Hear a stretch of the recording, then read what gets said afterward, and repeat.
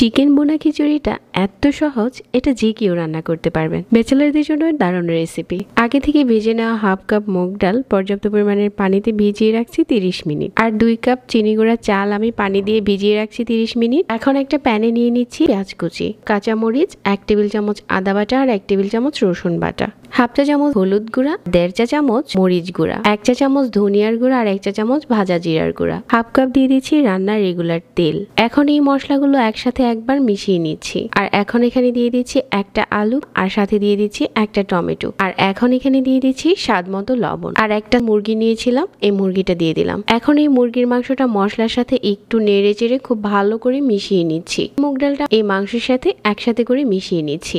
মশলার সাথে ডালটা খুব ভালো করে মিশিয়ে নিয়েছি। আর এখন এখানে দিয়ে দিচ্ছি 1 কাপ পানি। এই পর্যায়ে হচ্ছে পাত্রটাকে আমি চুলাতে বসিয়ে দিব আর ঢাকনা দিয়ে ঢেকে মাঝারি আঁচে রান্না করে নিচ্ছি। দিয়ে দিচ্ছি আগে থেকে যে চালটা ভিজিয়ে রেখেছিলাম ওইটা। তারপর কিছু মটরশুঁটি দিয়ে দিলাম। এই পর্যায়ে হাফ চা চামচ গরম মশলার গুঁড়া দিয়েছি। আর 2 কাপ চালের মাঝে আমি এখানে ফুটানো পানি দিয়ে দিচ্ছি 3 কাপ। এখন পানিটা টেনে গেছে। উপরে কিছু দিয়ে দিচ্ছি কাঁচামরিচ, 1 চা চামচ ঘি দিয়ে দিলাম এই পর্যায়ে। আর আমাদের বোনা খিচুড়িটা রান্না করা প্রায় শেষের দিকে। ঝটপট রান্না করা হয়ে গেল মুরগির মাংস দিয়ে ভুনা খিচুড়ি।